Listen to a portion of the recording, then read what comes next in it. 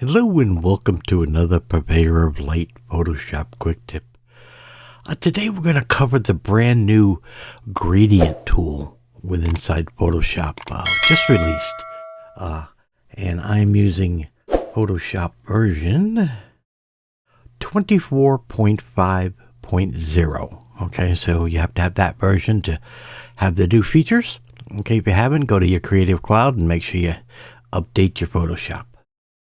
Okay, so we're not done. Okay, I'm going to forewarn you here, guys, in case your time is short or whatever. This is not groundbreaking. It's not earth-shattering, but it is an improvement. It's a what I would call a design improvement for our workflow. Okay, so anyhow, the new Gradient Tool looks just like the old one. Okay. And the only way you would know that there's a difference is if you come up top here and you select the gradient, or you go to the classic. Okay, the classic is the one that we're used to and that we've had. Okay, so other than that, you won't be able to tell the differences, okay, until you start working with it. All right, so for this one here, I'm looking at this photo and I say, okay, it would be nice to be able to intensify the light coming through the window a little bit, make my glowing effect a little more. So what I'm going to do is I'm just going to say, okay, well, I want to select the subject. So I'm going to hit select subject. And that's good enough job for what I want. And then I'm going to hit Command and Control J to put it on its own layer. So now I have the subject on its own layer. Okay. So this way, whatever I do to the background, it's not going to affect the subject. All right, so now with the background selected, I'm going to go ahead and utilize the brand new Gradient Tool. So I click on the Gradient Tool and then I start drawing out. And immediately you can see the difference, what's happening. Okay, we have this new control line, okay, on the gradient, and it stays there in place, which is rather nice because it enables you to see what's happening in real time. And then by using any one of these control points, you can automatically adjust. So you can say, oh, I like it coming this way. I want more this way. And you come in and you can intensify. You can change both ends if you want to change the direction of light. So it's really handy. And this middle point here is simply the gradient point of where it goes from one extreme to the other. So it's the feather. Okay. So again, this is like I said, it's not earth-shattering, but it is really handy because you can turn around and now make adjustments that before you had to redraw it. So this is really nice that I can come in and make changes to have the effect that I want on this. Okay, and as you can see, it's a really nice effect. So if I turn it off, you can see there is what we started with.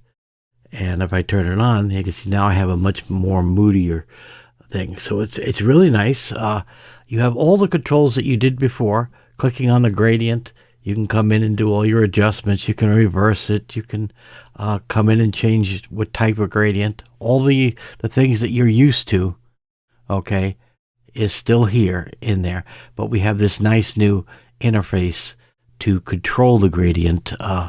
And because we can see things in real time, we can really finesse our shot the way we want it to be. Okay, and of course, across the top, you see we have the regular linear, the radial, and all the other diamond shapes and so forth. So I'll show you one more. Okay, here's a dancer, and I want to turn around and I go, this would be nice for a radial thing. So I'm going to come up on my radial tool. I'm going to hit radial, which is right here, the second one. Okay, that'll cause me to do a circular, and I can come in and I'm going to draw out a circle from the middle, just like that. And you can see instantly, I can see what's going to happen. I can come in and click any one of these dots at either end, okay, and double click on them, and then I can see this is the color that I'm starting with, and I can see that this one here is the color I'm ending with. Okay, So all this is very intuitive, and you can do this, and you can work on it just like you could any other gradient thing. Here you can come in and do your different types of gradients and so forth. Okay, I can click it this way and make changes.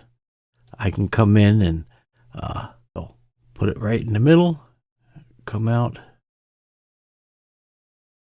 and position it how I want. And do I want it reversed?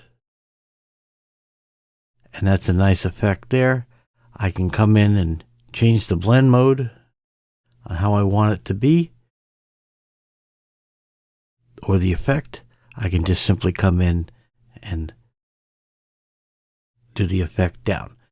And if I wanted to go a step further, I could come back to the layer 0, select subject.